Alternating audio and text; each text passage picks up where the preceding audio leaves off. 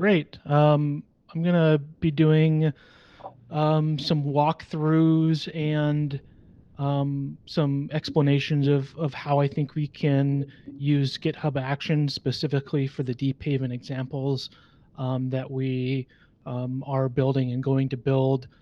Just talk about kind of general principles of why we want to use GitHub Actions. Um, and I'm actually going to be basing off of one of the example repositories that we already have. But kind of my philosophy is especially with these examples, um, we want to make it as easy as possible to keep these things somewhat well maintained, especially if we're telling other people that these are good examples for them to come and look at. And one way we can do that is through GitHub Actions and trying to automate a lot of the process for us. So specifically, what we might want to do is have a good, one of the goals, in my opinion, is to make sure that our README instructions actually work. Um, you know, when there's a new Deephaven release, when there's changes to versions, we want to make sure that it's easy for some sort of automated system to at least execute some of the README steps, maybe execute some special test steps, and hopefully alert us when things appear to be going wrong. I'm going to go ahead and share my screen here. I am not very knowledgeable about the um, GitHub dev environment, but that's the easiest way I think that I'll be able to share some of this stuff in some of these examples. Um, so let's just dig right into it. My screen here.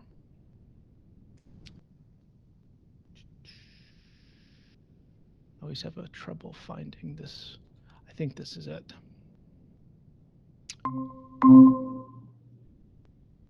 You guys able to see my screen? Yes. All right, so I went ahead and checked out Prometheus metrics, and I forked it myself, kept the same name. The reason why I chose this is because it did have some a good README that had some build and running instructions, and so my goal through this session was just to try and capture some of this logic in a GitHub action. So let's scan through this application and see what it does a little bit, just so we can learn a little bit more. And Jake is here, so he can chime in whenever he wants. But it looks like we've got a start script that launches some stuff for us. So let's go to that. Okay, so it looks like we're doing a Docker build and then bringing the container up. Let's go see what this build does real quick. This Docker file looks like we are copying, we're extending the Deephaven image, we're adding an application, we're installing some dependencies. That's all great. Pretty straightforward. If we look at our specific app, it doesn't matter too much, but it looks like it's something that's talking to Prometheus. Looks like we're talking to Prometheus on port 9090. And then let's look at what the Docker Compose up does. So, okay, we're bringing up our container that we've built, some other Deephaven parts of the stack, and then it looks like we've added on a Prometheus container here as well. So that's kind of an overview of what's going on right here. And let's try to capture these instructions inside of the GitHub Actions. So GitHub Actions work off of the GitHub workflows directory, and I've gone ahead and created this beforehand just so you guys don't have to see me type stuff out. But what you've got here is you've got a GitHub directory, workflows directory, and then your GitHub CI files, and they're YAML files. So this is a format. There's a bunch of technical specs behind it.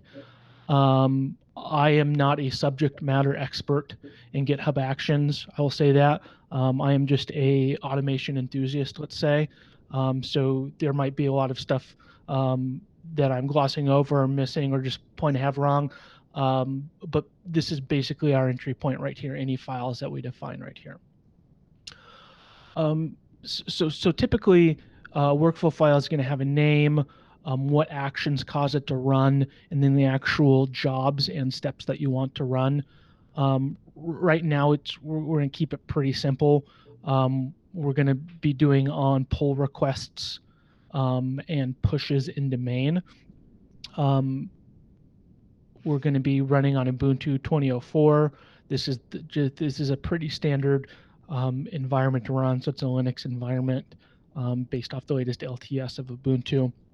Um, Almost always, your first step is going to be checking out the source of whatever repository it's being run in. So this is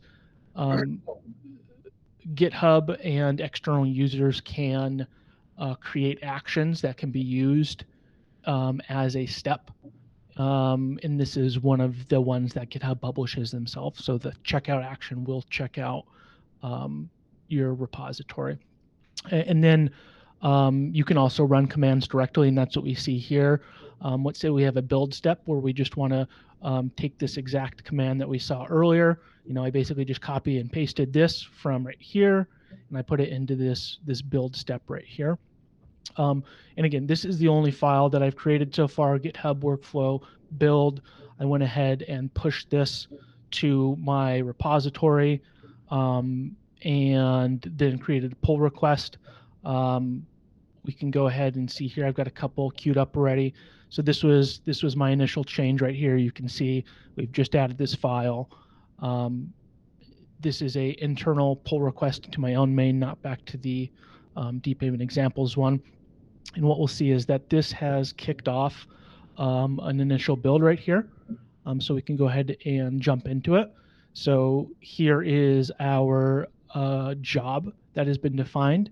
In this case, we've got one job named build. If we jump back to our file, that's going to be this tag right here. So we've got one build job running. And as we get into it, we should see there are two steps, one named checkout and one named build. So as we click on this, we'll see, oh, looks like there's a checkout and a build step, but there's a couple more things that GitHub automatically does. So they have some setup stuff that they do, and then some teardown stuff that they do.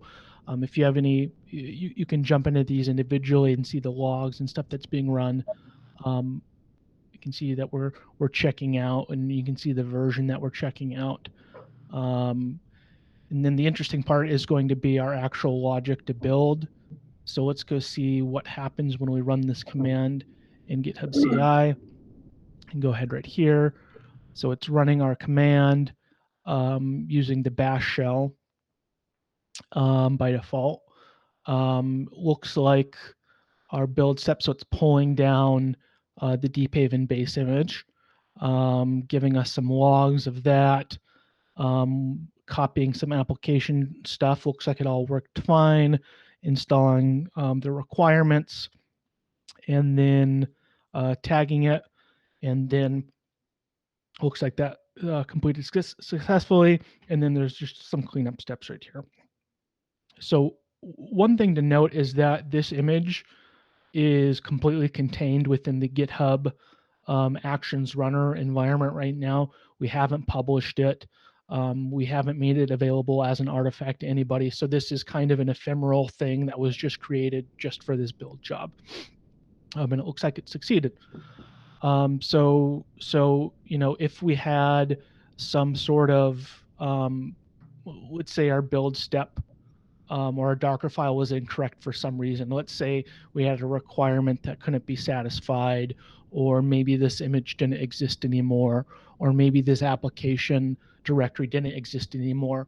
Our build job would probably fail on this step and give us a fair warning. We can go ahead and do that. Let's just let's go ahead and do that just for fun. Not that we're going to commit this or anything. But my guess is if we, let's say somebody renamed this file accidentally to requirement.txt, okay? I'm guessing that this step right here is actually going to fail. I'm hoping it fails. I hope pip will fail if the file doesn't actually exist, but I guess we'll see. We'll go ahead and commit this change, and we can see the action running live. So let's say, accidental change. Go ahead and commit that. And we go back to our actions here, and we should automatically be checking out because I've got a pull request set up for this. And if we go into our build's in process, you can jump into it. Sometimes it takes a while for GitHub Actions to initially kick off, but it looks like we're running here.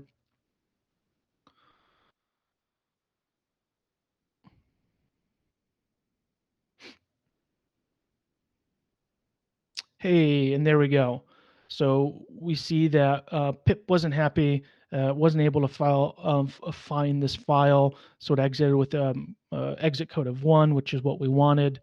Our build has been marked as failed, and we as a developer can be notified and have a little bit more confidence in changes that we make.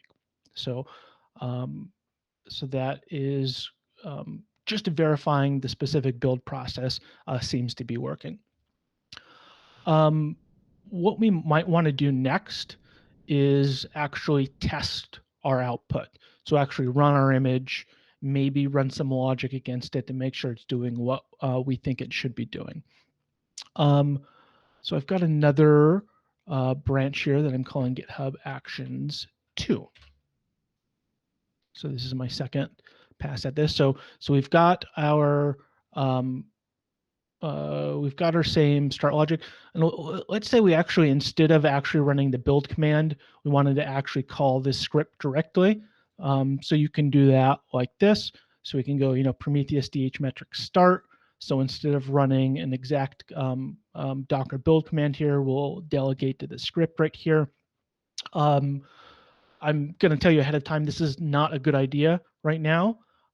Because this script has really been made as a interactive user example. It will build it, but then Docker Compose will come up and stay up, in this command will stay up forever, or at least until GitHub Actions times out. So we can go ahead and see that action. I ran it earlier. Let's go ahead and actually, let's actually just say go. We'll just make another change here so we can see it in action. Hello, this will run forever. I'm going to go ahead and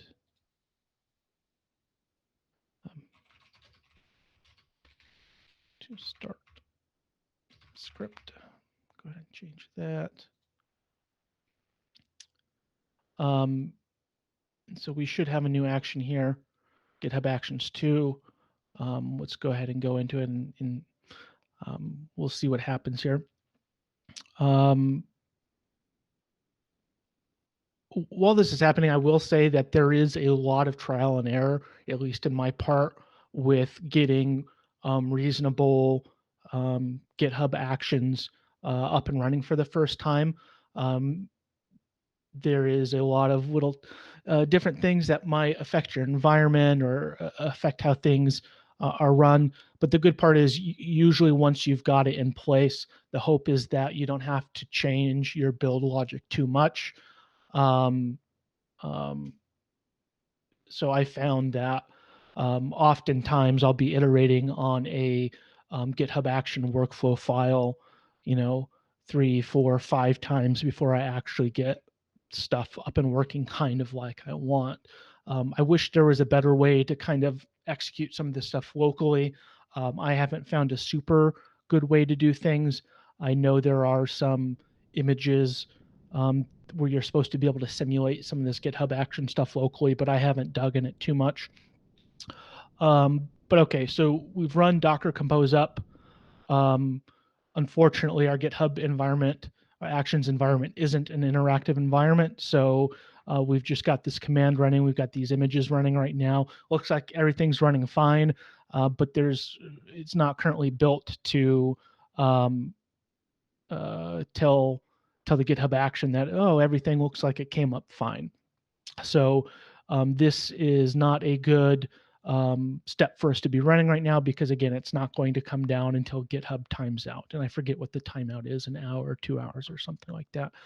So what we're going to do in this case is we're just going to go ahead and manually kill the job.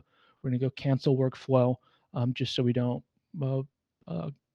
use a bunch of unnecessary minutes and stuff like that. So so it worked. We did have a Docker compose come up, but unfortunately, this is not really a good thing to run in GitHub Actions, at least as it is right now. So what we're going to do now is hopefully make it a little bit better. Let's say we wanted to. We still want to use our full Docker Compose stack, but we want to be a little bit smarter about it for testing purposes. So let's jump to my next set of changes here.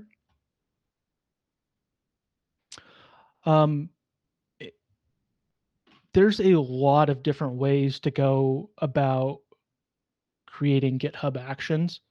And like I said, I am not a subject matter expert in GitHub Actions, but it does provide a lot of flexibility. For example, if you wanted to do all of these tests and bringing stuff up in Python or in any other language, you'd be able to. For demonstration purposes, the fastest way for me to get up and running was just to do some bash files, universal bash files, but it's kind of, you can do it in a lot of different ways. As far as our Deephaven core infrastructure is, a lot of it is Gradle commands.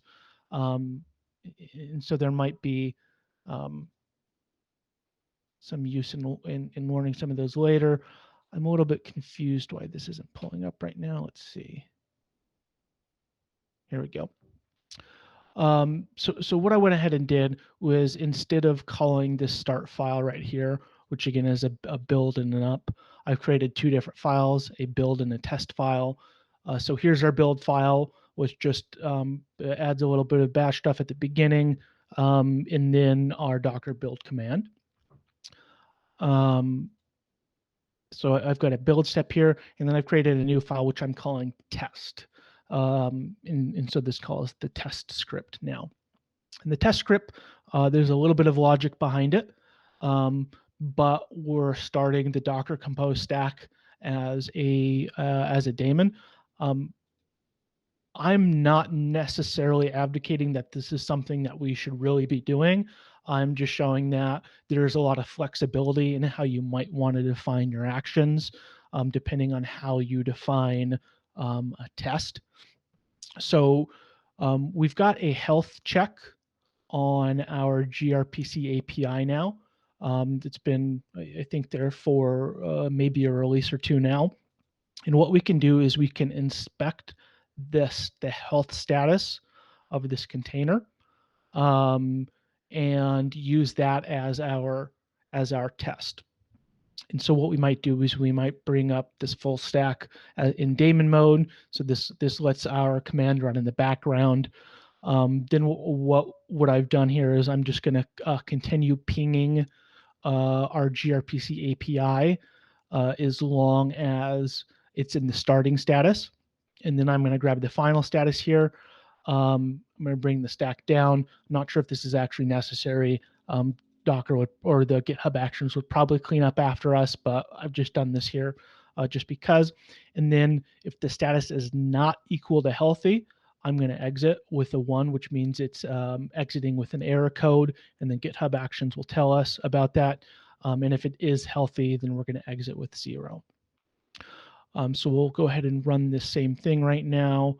I have already run this before. So this is my action 3. If we look at, actually, let's go to the pull request just so we can make sure it's the same diff.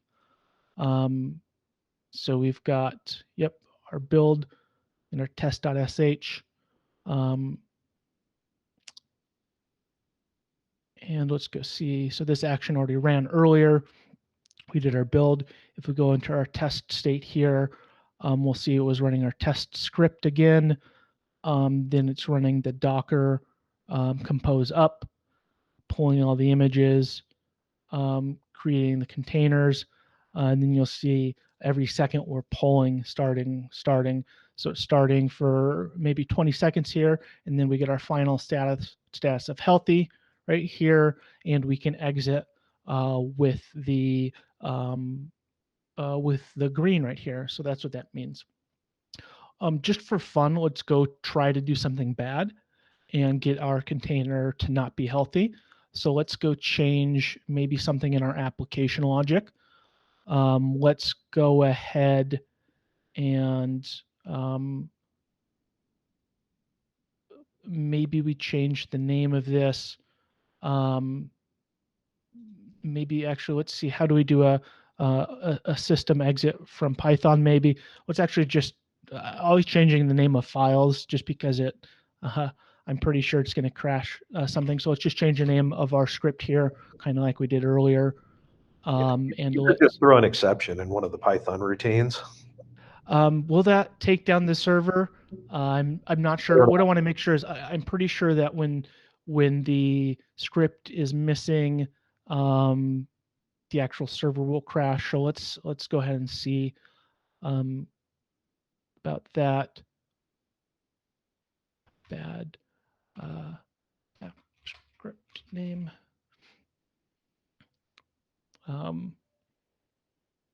So just to be a little bit clearer, this is not the greatest test right here. Because it's not really testing any of our application logic. It's just testing that the server came up as healthy. So if we really wanted to do some more tests here, maybe what we'd eventually do is have a client and try and connect and try to get some of the Prometheus statuses, the Prometheus metrics out of our gRPC API server. But we don't have that right now. So let's go ahead and see if this actually causes a failure. One of the things that you can do, I guess I'll jump back into this. While I was testing some of this, you can see I had to iterate on some of these examples a few times because it wasn't doing the thing that I wanted. And like I said, there's often times where I have to iterate multiple times to get an action rec. There is a log that you can get to. So here's the typical log, but you can get to a more detailed log by clicking on this little settings icon and then go view raw logs. Oftentimes this will contain a lot more information if you need to figure out why something incorrect happened. In this case, this was kind of echoed to us earlier. This start command wasn't found during the specific run, and that's because an executable bit wasn't set. But you can jump to the raw logs, and oftentimes this provides a lot of useful information too. So let's go back to our current action that's running great. And so it looks like our server failed. Let's go look at our logs. So we created our containers and go starting, unhealthy. In this specific case, we don't really have access to our Docker logs because that wasn't echoed to the GitHub console, but we got the unhealthy status and we could potentially try to investigate more on why this didn't happen. In this specific case, it's not too instructive, but at least we know that something is wrong with this pull request and we don't want to merge it until we figure it out. Let's say we wanted to have a bit more specific testing strategy for this. At least in this test, we're bringing up the web, we're bringing up the proxy, we're bringing up Envoy, and we don't really need those at all for our test purposes, at least not right now. So let's say we're generally happy with the structure of this test, but we want to make things happen a little bit faster. I've created a fourth follow-on example here, where our action is still going to be test. Our test is going to change a little bit. I am pointing to a different Docker Compose file, one specifically purpose-built for testing, Docker Compose-test. If we wanted to have, if this was a test file that we might document in our README, our top level directory might be a good place for it, like it is here. If this was more of only for CI, we might want to move it into the GitHub directory if it's only for CI. But in this case, I've left it in the top level directory just for these purposes right now. And if we go to the specific compose file, I basically stripped everything out that we don't care about right now. You'll see our normal compose file has a web, a proxy, and an envoy, and some volumes. We don't need those for our current tests right now. So I'm creating a specific Docker compose just for our testing, and it's just going to be our gRPC API image. One thing I did notice is we probably, this depends on, isn't here, and I added it to our test. We should probably add this to our base Docker Compose image just to make sure that Prometheus starts before gRPC API comes up. So I've added that here. And I basically stripped everything else out away. And the hope is that we can get a faster feedback loop here because we're pulling less stuff and we're bringing less stuff up. And hopefully this whole stack starts a little bit faster. So we can go ahead and go to our actions. And so that was GitHub Actions 4 that I ran earlier. And this was the version right before. So we can see what the version before it was and what this version was. So where we were bringing up the full Docker compose stack, it looks like our test phase took 40 seconds for this new version where we took some stuff out. It took 26 seconds instead. So not that much savings, but we were able to, save 14 seconds here. Maybe reduce some extraneous churn. It's usually a pretty good idea to, I think, have targeted tests and only bring up what you need to bring up for tests. And you'll see in this run, we just had the Prometheus and gRPC API containers come up, and then the status was waiting for healthy, and then we just bring these two containers down at the end. So that's kind of all the demonstrations that I have built up for today. I'm happy if people want to try to iterate on this more for ideas that they have, or if they have questions about general testing philosophies or CI things in general. But that's kind of how I've iterated on it today. Okay, so I have a series of questions. Sure. So one of the challenges we're going to have here is we're going to have 10,000 repos here, and I'm assuming that a lot of actions will be common between them. And so with that, there are two questions. One is, is there a way to share actions across multiple repos? And the second one is, I've used plenty of actions that other people have created. How difficult is it to create our own actions? Yeah, so it's a good question. The proper way to share actions across repositories is to actually create an action. So that's like this, where it says uses action / checkout. And so if we go to GitHub Actions, that's funny, Circle CI is the first thing that comes up. But the first unpaid ad, or the first search result, is these GitHub Actions, and we should be able to get here, and you can search, or this isn't exactly where I wanted to go. So here's a bunch of documentation that you could dig into to learn more about GitHub Actions. But there's a marketplace. Is this it? This might be.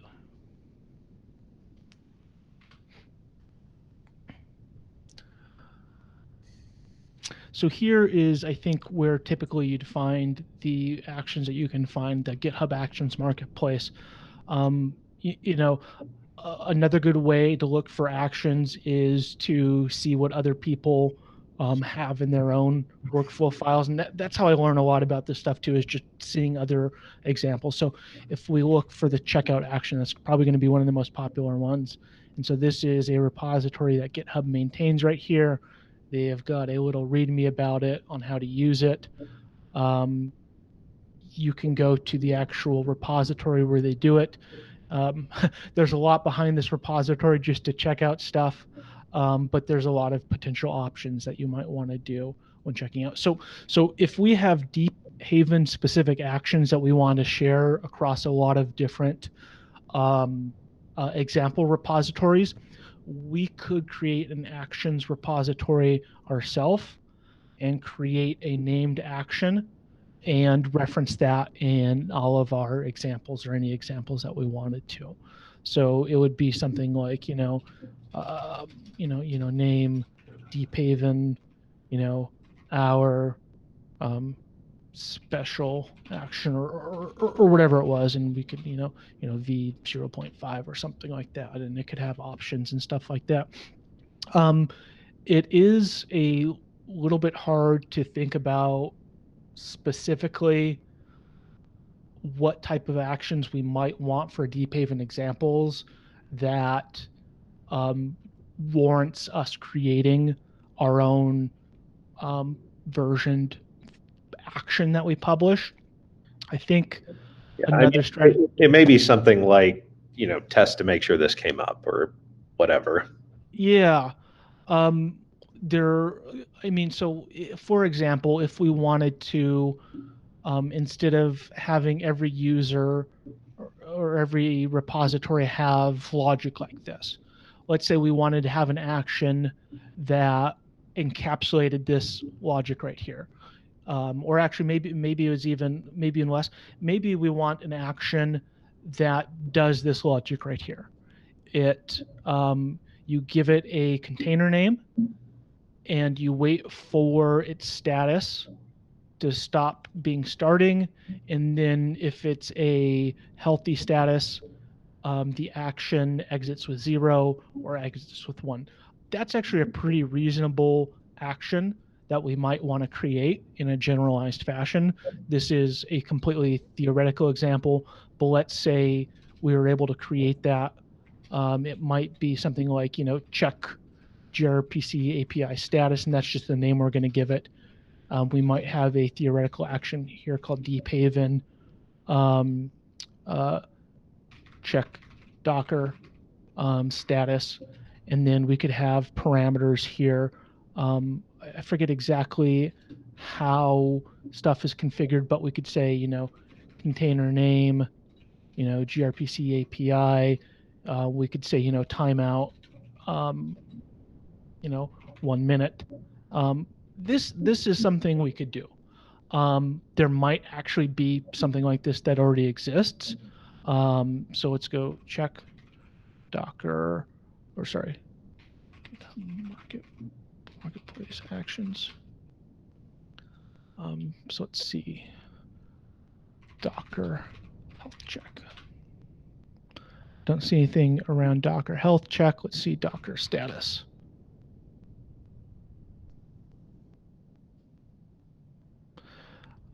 So let's see what this workflow is.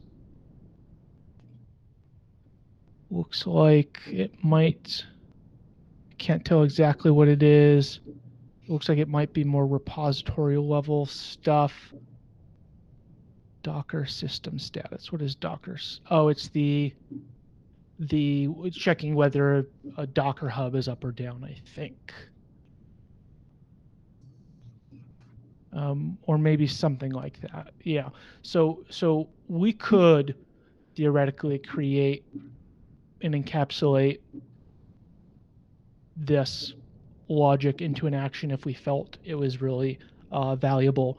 And even if we thought it was valuable for maybe the community, we could probably do something like that. And it might look like this. So that is a potential. The other potential is, I think what you'd probably want to do is it might be,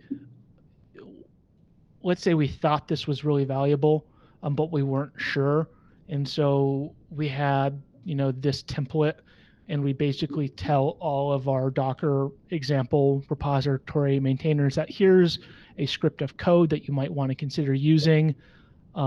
It's checking the status. We think it's a very valuable thing, and we might say, once we see this in 10 different repositories, then maybe we try to consolidate it down to an action. The ability to share reusable code across workflow files, even intra repo, is a bit lacking, in my opinion. I don't believe that the Docker or the GitHub Action YAML files can be parameterized very easily. There's a YAML thing called, I'm not sure if it's called anchors, or there's a YAML file way to share values, but I don't think it actually works in GitHub, not intra repository or inter repository. So I think that is one of the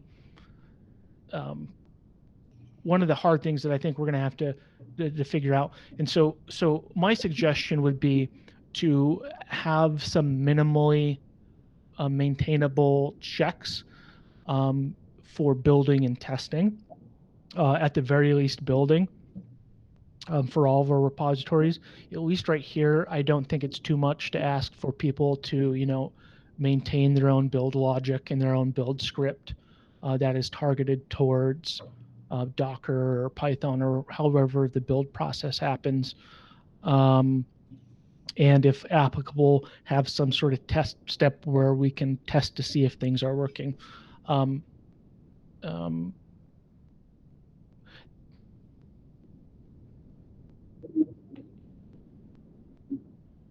For sure, and that's a really good point, because my guess is a lot of these examples we're going to create, and then they're not going to change too much until something breaks somewhere else.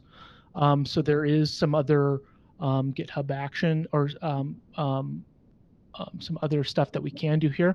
Let's go ahead and actually jump into the Deephaven core and just go look at what Deephaven core does. Sorry, real quick. Yep. Before you do that, mind if I expand on what you were just talking about of using actions and stuff like Sure. that? Yeah, so this is something maybe this was 2 years ago. It wasn't well documented, but when I first started using GitHub Actions, that uses statement like on line 14 and what you have on line 23, that's actually a very specific syntax, and that syntax is organization slash repo name, and then you can optionally append that with more subdirectories, and then an optional tag. So like you have for on line 14, you have that action slash checkout v2. That's actually a repo that you can go to, and that v2 is a tag. So the other thing is you also can use a local action. You mentioned like reusing workflow files, which I've not found a way to do that either, but you can also have like a local action, and you just reference that with, instead of having it start with like action slash something, you start with just dot slash. So that way GitHub knows that it's a specific path that you're looking for. Yeah. So if you had, exactly. Yeah. I don't think that's well documented, so I just wanted to make sure to mention that. Sure. I haven't ever looked into creating my own action. My guess is there is some amount of learning curve. There's the main thing is any action, like a repo or a directory, the base of it, or the way GitHub knows that it's an actions directory, is there's I think it might just be action.yml. Sure. Like if you go to actions/checkout, if you have that repo open. Yeah, there's that action.yml file. So that's how GitHub knows that this is an action. There's a lot to learn, or there's a lot of configuration on it, but that's kind of the base starting point for building your own action. Yeah. Where were we going here? we were going to jump into GitHub, or sorry, our Deephaven core, just so we could look at some of the scheduled stuff that we do here. So we have a nightly check that we run. And so that is on a schedule. Looks like it's at 2 a.m. Eastern. In addition to if you push to a branch that is prefixed with nightly or the release branches, the nightly check will automatically kick off. So yeah, I do think having scheduled checks on all of our Deephaven example workflows will be very valuable, especially if we're pulling from the Deephaven latest releases and building off of that. That will ensure that, if there's some incompatible change, like let's say application mode changes next release, or something else changes, and that breaks some of our examples. If we've got a scheduled job, we'll learn that it breaks that night or that week or however our schedule is set up. So that was going to be one of the things that I suggested, is that, especially for examples that I don't think are going to be getting commits as often, setting up a scheduled job, I think nightly makes a lot of sense. So that was okay. Yeah. So let's say we're doing that, and in that use case, we're not going to be clicking on the actions to see what their status is. What are the ways we can be notified of failures? Yeah, that's a good question. So I think that the repository owner might get notifications when things fail. One thing I'm hoping is that we can canonicalize kind of an owner for every Deephaven examples repository, and if Prometheus metrics fails overnight because of some change, I think we really got to decide how many people should care about that. Do we want a small group of people to always get alerts for that? Do we just want Jacob to get an alert for that? So that's one possibility. I think another possibility is we can tie in to Slack notifications to a shared channel. For example, if we wanted every single Deephaven example scheduled failure goes to Slack, we could do that. For the nightly checks, I think we have a Slack notification here. So I do have, yeah. So here's another example of using an action, somebody else's action. So when there's a failure, we are sending this into a Slack web hook that is hooked up to Deephaven. The Deephaven, I don't remember exactly. I think it goes into our team channel. So that could be an option. This brings up another point. There's a concept of secrets in GitHub Actions that you can reference. There is a lot of nuance around safely using secrets and making sure that you don't expose secrets in your logs. I think GitHub Actions itself tries to scrub some of the stuff it runs beforehand, but just be aware that there are some non-trivial concerns that we might want to think about when dealing with secrets. Kind of it more comes into play, I think, when you're accepting pull requests from external contributors, specifically around if they're modifying your GitHub Actions or modifying code that is run from GitHub Actions. You want to make sure that they didn't insert some sort of code that will read your environment variables and send it off to their servers or something like that. That's kind of an advanced concern, but it's just something to be aware about whenever you're dealing with secrets and external contributors. I think GitHub doesn't set secrets on pull requests that comes from forks. It sometimes it depends. And you might have to be able to authorize a user first before they're allowed to execute. Yeah, I don't remember exactly where the secrets um, have visibility. I have seen other people having the same concern. So Yeah. But what we could definitely do is we could set up a Deephaven's examples only secret that is available to all the Deephaven examples repositories, and then we'd be able to copy, 10 lines of a specific job, and we could trigger a notification whenever it failed. And so that's I think a reasonable way to go about it.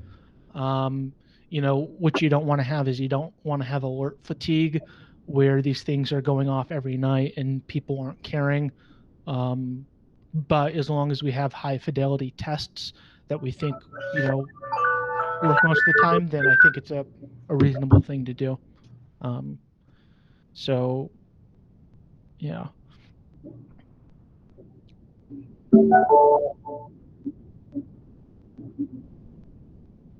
I believe so. I think we've got unlimited free minutes. Um, I don't know what the specific limits otherwise are. And you still want to be kind of targeted, I think, in your use of minutes, just to be um, a good neighbor, I guess. um, I don't think there's any reason why we wouldn't want to do it nightly unless it was a really long action. Um, these simple build and test stuff that I was just doing with the Prometheus metrics took about 2 minutes, and so I think that's a reasonable thing to run every night. Um, we're not really building Deephaven core. We're not doing anything that takes too long. If we needed to, we could work on speeding it up and caching some stuff, but I think it's completely reasonable um, if it's less than 10 minutes, I'd say just do it nightly, and I think that's completely fine, and I wouldn't worry about it at all. Um, so, so just I guess we could walk through this just a little bit.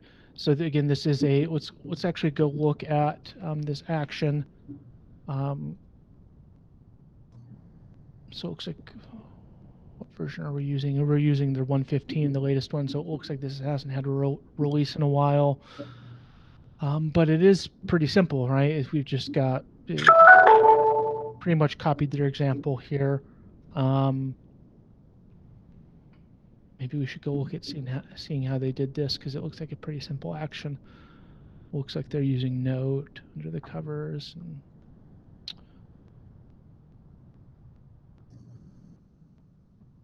I'm not very familiar with Node, but maybe Bender or somebody would be able to whip up one of these actions relatively quickly. I'm not sure. So yeah. So what we're saying here is we only want to do it on failure.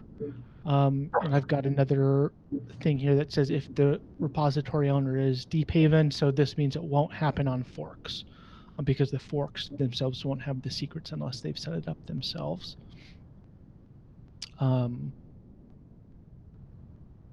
You can upload test artifacts.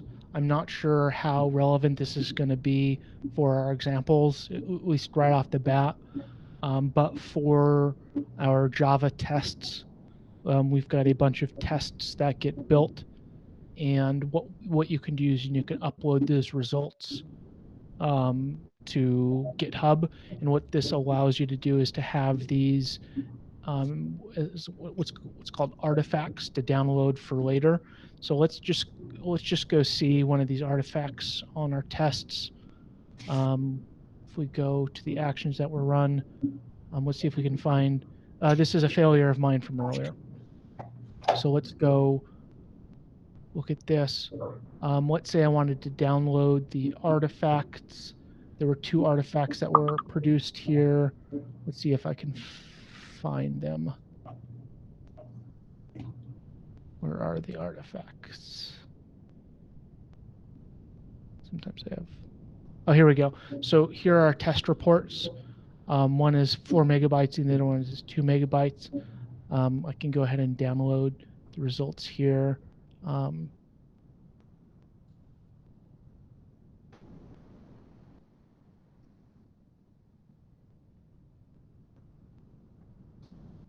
internet connection is pretty slow.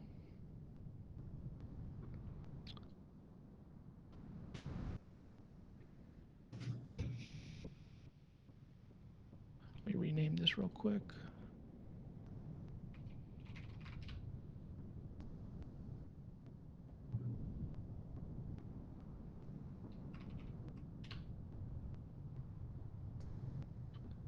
So if we wanted to look at one of our failures here, so this was in Java client. Actually, let's go to one of our other tests. Let's say we had DB, build, reports, tests. We could open up our test set here. So we had 3,000 tests in our DB package, and it took 34 minutes. 3 tests were ignored. We could go look at all of these if we wanted to. And this again was downloaded just now from GitHub Actions.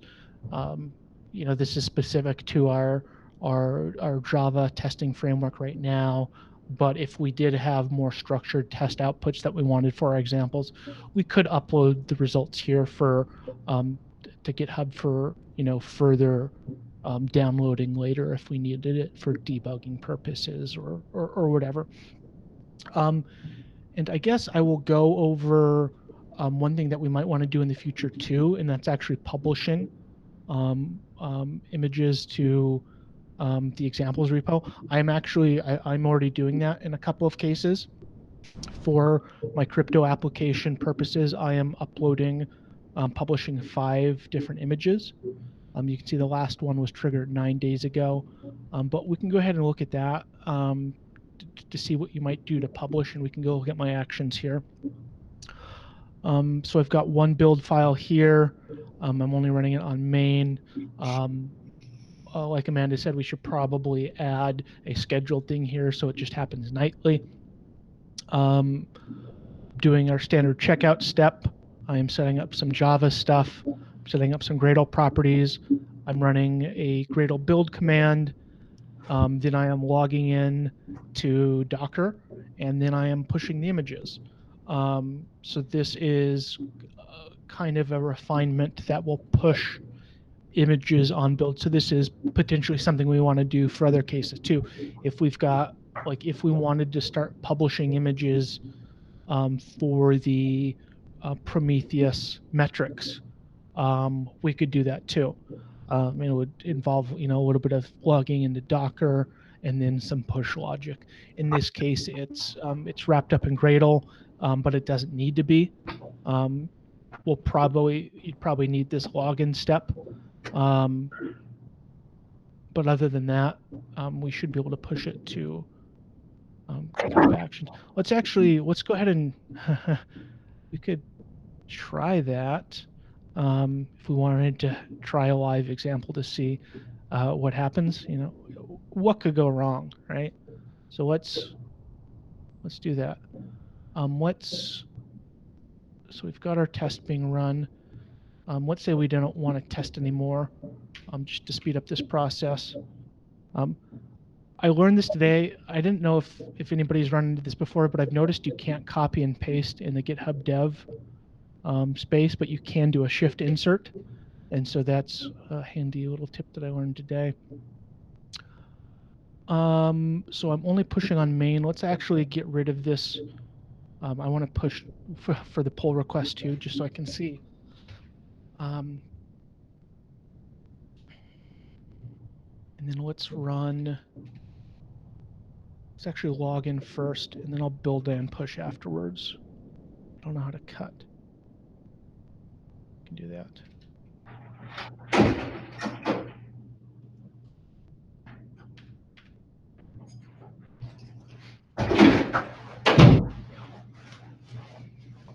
So let's say we actually need to use a different name here.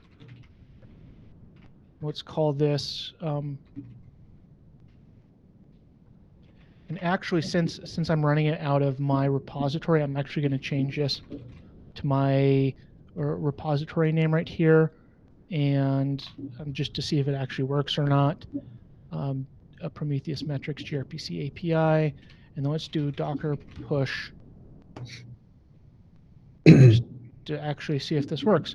My guess is I am probably missing some step, but that's maybe one of the iterative things that we'll learn here. So let's go ahead and commit this and see what happens. Let's publish the image. So I fully expect this to not work the first time. We will see what happens here.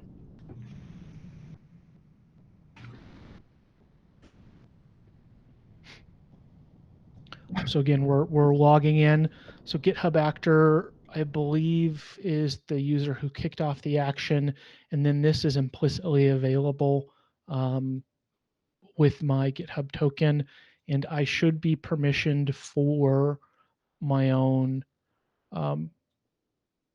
namespace here. So I think it might work, but we'll see. Nope. Got a failure here. We can go investigate. We can see we've built it. We're pushing to, we forgot, we're pushing to docker.io, not the GitHub container registry. So we can go ahead and go and fix that. So that's a great thing. So we want to tag this ghcr.io so it knows what repository to target. Go ahead and commit this.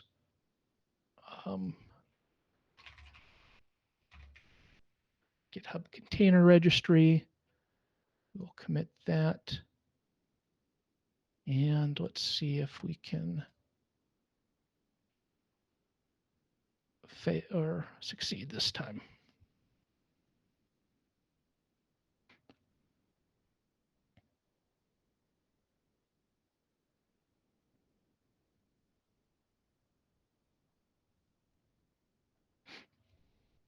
Any bets on whether it's going to work or not?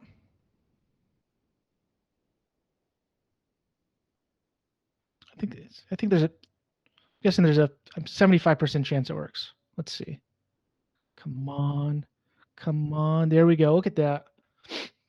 Pushing. It's mounting the other parts of the gRPC API. So there we go. Bam.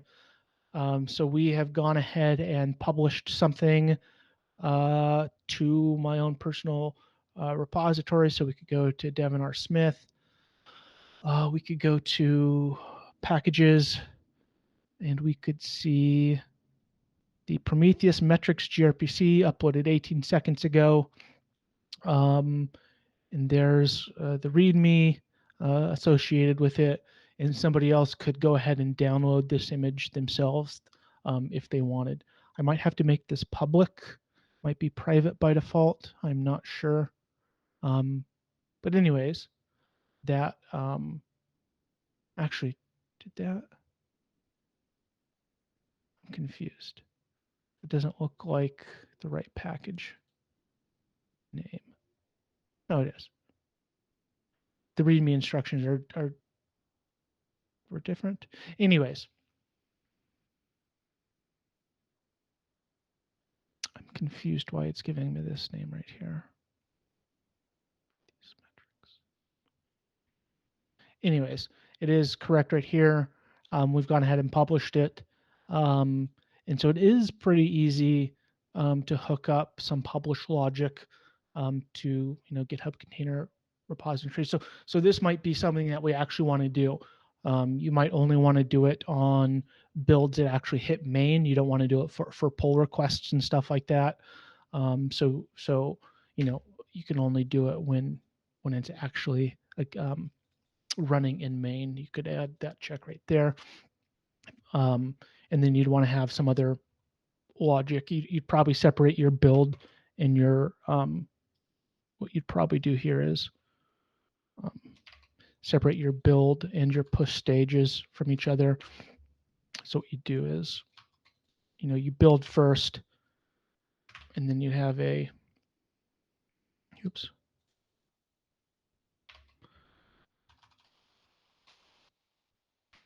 Then you'd have a publish stage.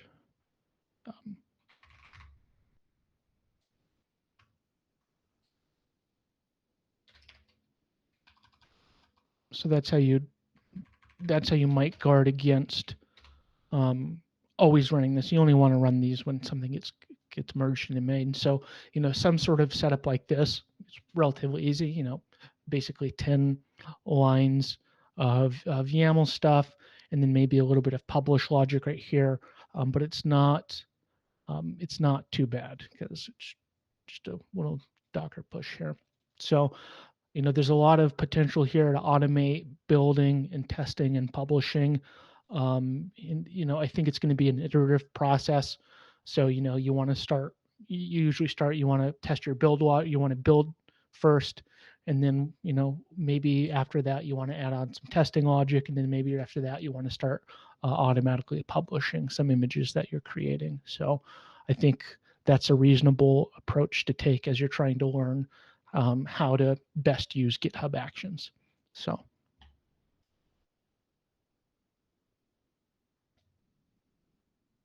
Anybody have any other questions?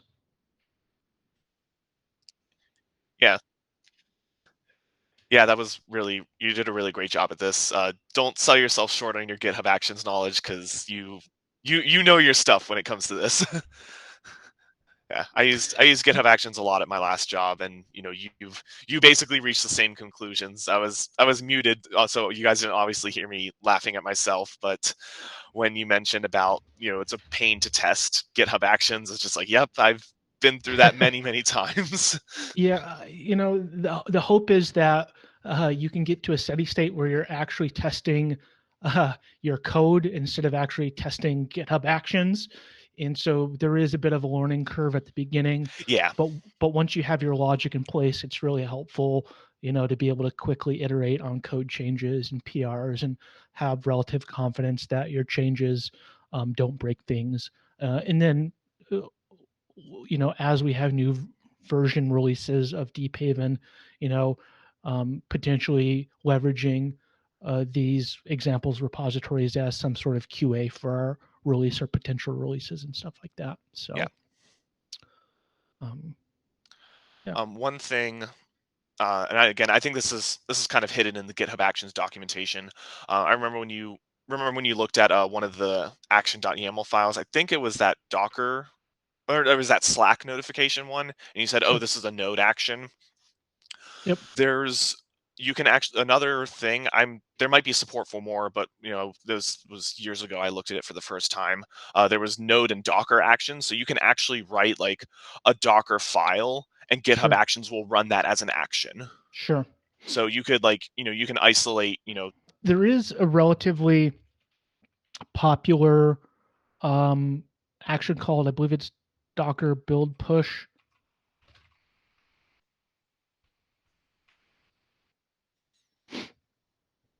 So I've used this a couple times before. It is officially maintained by Docker, and it uses a BuildX infrastructure, which is some engine stuff under the covers that Docker is moving to. It does a lot of different things. It's got a lot of different configuration options. If you've got a build process that is centered around a Docker file, there is some interesting stuff you can do around it. You can set up, having it run in different on different processor architectures. You can have it automatically push your results. You can have a lot of caching stuff. I think this is a lot to ask of the Deephaven examples to necessarily try to use this action. But if we find ourselves potentially in some situations, this action may be useful for us, the Docker build push action. There's a lot that can be done with it. I haven't used it too much. I actually have used it for Deephaven Core a little bit. I think at least starting out, our simple Docker build and Docker push commands, if we're going to be using Bash, are the easiest way to get started quickly. But if we find ourselves, needing to use a cache because our build process is taking a long time, or there's other advanced features that we need, like we need to build on multiple architectures, or we need to have a lot of different tags applied. There's a lot of different options that you can use here that may be useful if we find the bash scripts lacking in some fashion. So yeah.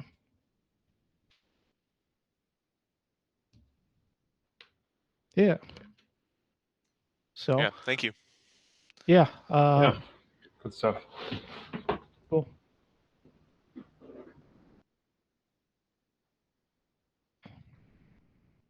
Great.